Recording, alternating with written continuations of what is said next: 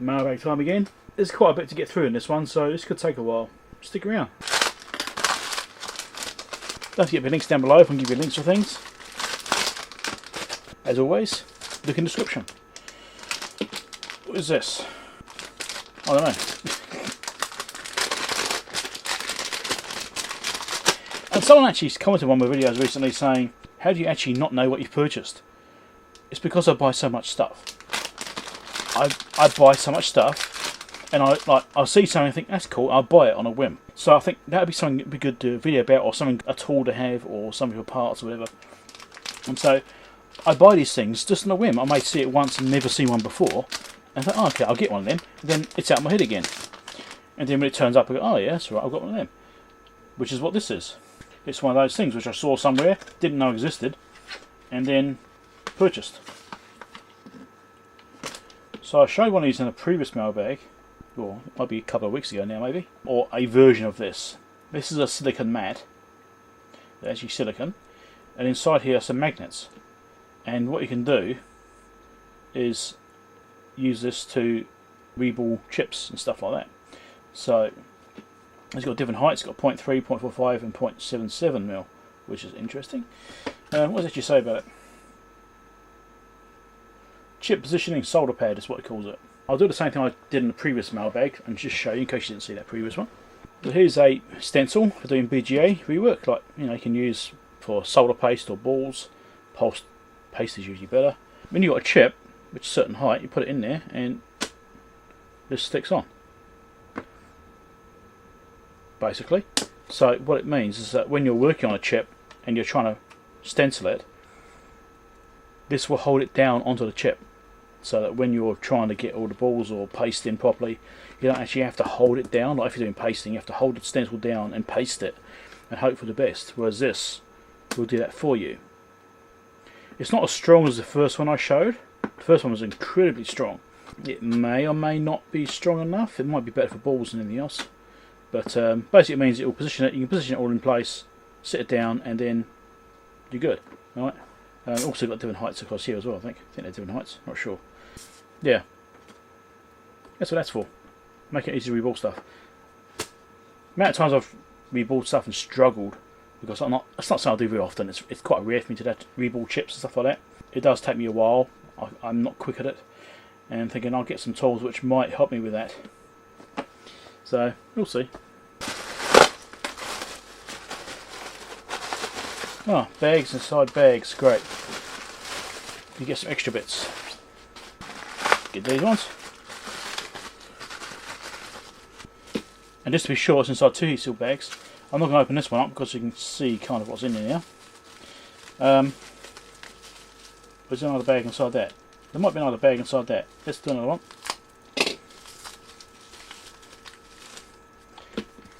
Triple bag for your protection. It's ridiculous, isn't it? Why 3 bags? I suppose I try and make sure it arrives okay. So these are some header pins. These are round pin ones. I'll try and get one. And despite the 3 bags, it's still got damage. And it's bent. Oh, that's funny. 3 bags and it's still not got no. Let's go show the bags not enough. I should maybe put it in boxes. So anyway, so these are like double pin headers. See, this is like a pin each side. And so these are round pins rather than square pin, which is quite common, and also gold plate as well. And even that one is a bit bent. The idea of this is that you can use these to piggyback a circuit board to replace a chip like I've got over here. Right? So I showed this in the previous mailbag. I've got these boards turn up, and I've already made one. It's in there already. Yes, I know it's not a static safe bag, but you know. That's basically what they're doing is this job here, that in there. So I've already got it sticking inside another socket, which I'm only just using to protect it. But yeah, that's what they are. Just those round pins. These fit into sockets better. It's alright if you're going straight into a circuit board. It doesn't really matter too much which ones you use. Although sometimes the square pins are also too big, and so you might want some of these. These are gold ones. You don't have to get gold. You can probably get standard nickel ones. I went for the gold ones because you know they're shiny.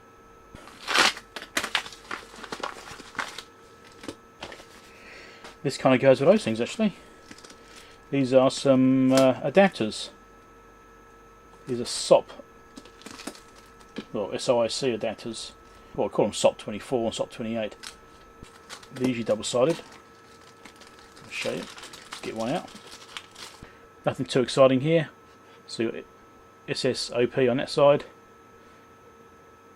and SOP 24 that side. So also known as SOIC. So if you're adapting a chip such as one of these, which is 28 pin, use one of these. Well, that's a 24 pin adapter. I've got, you know, that's the 28 pin adapters in this one. Alright, so you put them on here. It's also double sided like these ones are. You would mount it on that, and then you've got a pin for bin output. So on the back there, you can see they snake around, come back down there. Obviously because of the width constraints. These are relatively cheap. These are off-the-shelf parts, nothing special. We don't have to get these boards made. These you can purchase as they are in 24 and 28 pin. Now, if you're trying to do like a IFRAM upgrade, which is kind of what I had in mind for these things. So this is a 24 pin and versus 28. So the 28 pin ones, let's get one of these out as well. Right, so there's a 28 pin ones. These are like pin for pin matches, alright? So you can put one of these devices onto here, and that's it. That's all you got to do. It's a 1-for-1 match. They are pin for pin compatible. So in that situation, that's all you got to do is just put one on one of these standard off-the-shelf adapters. You don't have to get any special boards made. I mean, people have offered them and made their own. NFM have done them. Ian Scott Johnson's done them. Maybe somebody else as well. JD maybe he's done one. You can just buy off-the-shelf boards for these particular devices. But if you're using a different device, such as a 24 pin, which is like the FM16W08, because this is the 24 pin version here, right? Yeah, actually, I'm talking shit. So if you're trying to do like the FM16, these adapters can't actually be used for that. They've only got the same output footprint. If you look at the device footprint, it isn't the same. So for these ones, you really do need to make a custom board for this particular situation. But if you're just doing 24 pin to 24 pin, which, you know, converting from SOP to DIP, then you can use these boards for that. Now I don't use these for this particular application. I've got these boards, alright, so I actually got these ones made. This is somebody else's design. I didn't design these. This is JD. Depends what you're using them for. But these are just general purpose ones, and they're cheap. Whereas these ones, the 28 pins, are actually useful for converting to frame.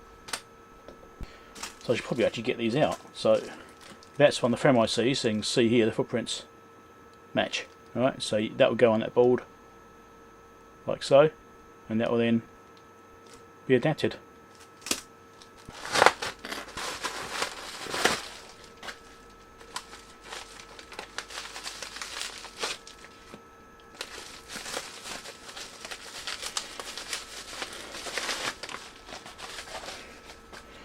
So these are just round pin sockets, gold plate, 24 pin, 28 pin round pin. So let's get a close up of this. Yeah, nothing too exciting there, but that is also to go with these pins here. So these pins will fit nicely in these ones. They're actually designed to go together. They're more suitable if you're going to do stuff which is precision, or you want it to be good. Like if you're going to be piggybacking a board, then you're going to be needing to use these sockets, not square pin type, or a flat, that has like single white contacts, got a contact on the outside, which are really cheap connectors. You know, work okay. Long term, probably not the best, but you see them used a lot. But if you want high quality, then you need to use these. Now the only problem with these is that these are much harder to push in. If you're trying to put an IC into one of these things, you'll see it really bites into it, and so it's really tight to get in and out. And the same will be for these headers too.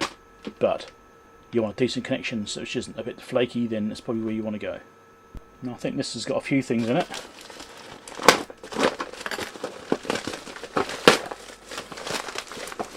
Oh, I know what these are now. Okay, yeah. I recorded a video recently. I'm not sure when I'm going to publish it. It's in my queue. I'm preparing a security camera. I'm not sure. Never published that yet. I'm not sure if I published it yet or not. I've lost track. I've got so many videos I've done recently. And this is kind of related to that. So this is an infrared light. I think it's 80 nanometer or something like that, centered around. So you can use these with your security cameras and provide like floodlighting outdoors. So if you've got security cameras and you've got dead spots where things are a bit dark somewhere, you know, it's like the corner of a garden or something like that, you can't really see too well because the lighting on the camera doesn't reach that far. You can get something like this and illuminate the area with one of these things. The main reason I got these is actually because the camera I was repairing, I wasn't sure about how easy it would be to actually replace the LEDs on it. You'll see the video eventually, or if I've already published it then you've probably seen it, but yeah, it's all about that. So I thought, well, maybe I can put one of these, illuminate some areas which are a bit harder to see. It's been bugging me for a little while that it's not quite right, and a 3-pack of these isn't actually that expensive. I don't know how good they are. They do have a light sensor on it, so they turn off during the day, which is good, so it's not, you know, necessarily stressing the infrared LEDs. LEDs tend to get stressed and they burn out. It depends how hard they're driven as well, so hopefully these aren't driven too hard, because the harder you drive the LEDs, the shorter the lifespan is. It's quite considerable. If you take it down by 10%, you see very little change in brightness. You will see a change, but it's only, you know, very slight compared to greatly extending life. So I don't like LEDs being driven too hard. Anyway, that's what thing again. So that's what that's for. 3 of them. There will be links for these down below. You can get them with power supply and stuff as well, but in my case the power supply is available. Didn't suit my country, so I didn't bother with them. Now this box is from Jameco. Jameco? Jameco? Oh, Jameco? Jameco? I don't know. It's from there, and I know there's a lot of stuff in here because I spent a long time ordering it all. I'm not sure if this is going to cut through the tape on it. It's got reinforcing. No, it's doing it. There's a lot of stuff in this box. I spent a lot of money on this too. Let's get the invoice out of the way to give you some idea. That's how thick it is. There is so much stuff.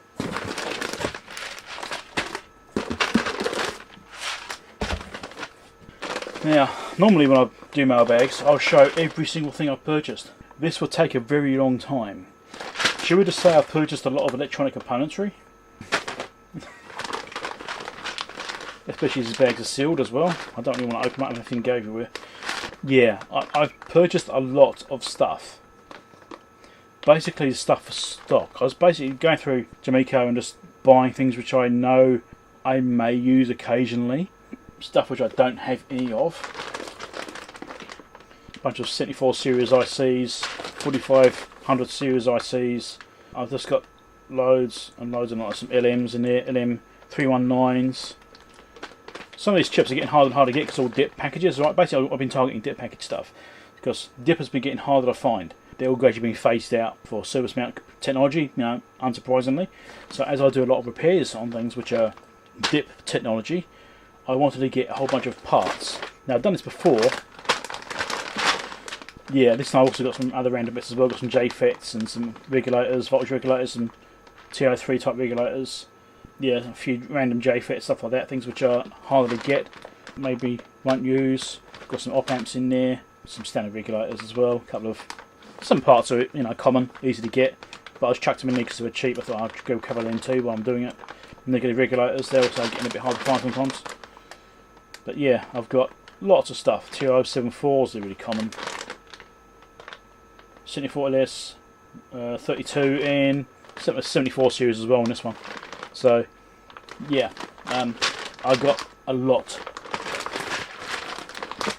So basically I bought a grab bag of these devices plus devices themselves, so I've got extra stuff. Got some EPROMs in there too. I think a 256K EPROM. I think I've got a couple of them because I didn't have any. Or was it 512s? I can't remember now. But yeah, I've just got so much stuff. I'm just stocking because I'm paranoid about having a piece of equipment which I need to repair and not having the part to do it and not being able to get them anymore. I just basically went through and just looked at parts lists across Jameco website. Jameco? Anyway, across the website, it's basically listed all the ICs and just went through everything, chose things that sounded familiar to me, basically. So anything I've seen in a device before, noticed in the device before, I basically purchased some, because that would basically be the sort of thing I'd be looking for. As well as a couple of grab bags. This is going to take me a long time to sort out. Right. Right, and this box, hopefully had not too bad a trip. It's been dented here, it's been squashed in here, look. I know what's in here too, but the concern is that it's damaged, because they seem to not be packaging these very well. These things aren't cheap anymore. It used to be like $20 to get these things, and now they're $60 each time, which is kind of annoying, because I used to want to, years ago I was sort of thinking, oh, $20 is a bit much for them. Now I'm paying $60 for them. Now I bought these obviously because of buying all of these. I need someone to put them on. I'm not going to leave them in the original packaging.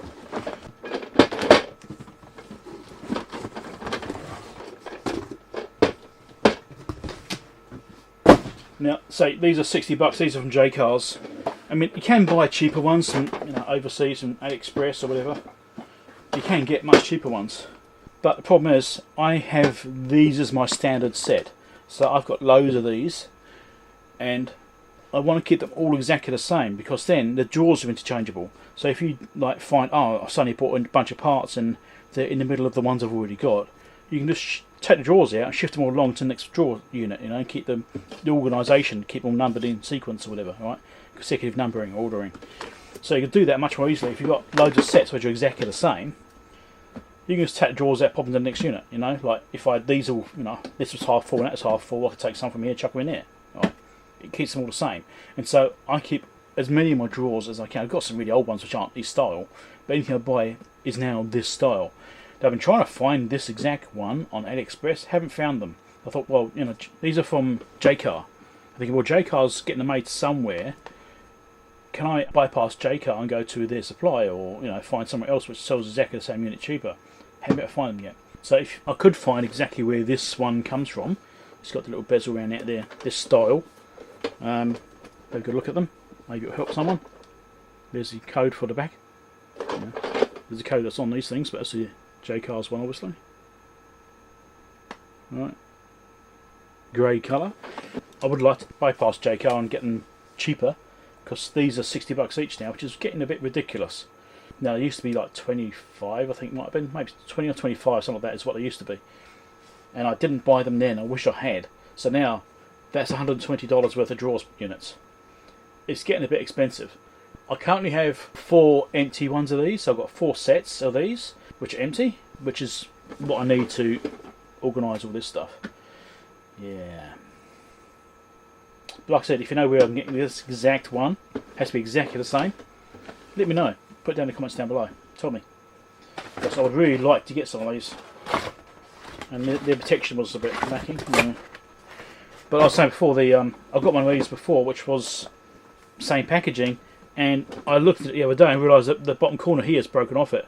It must have just been hanging on. It's finally fallen off. And that whole corner there was gone. It's like a piece missing out of it, which is quite annoying. You know, it kind of ruins the look. But that's because of their bag packaging. There's no bubble wrap or anything around it, as you saw. So go over there if you're not subscribed. Patreon's link over there, helping to buy more test equipment, repair parts. I might have got carried away. That's $900 worth of stuff. Yeah. And other videos to watch down below there. And also links to things if I can give you links below. Catch you later.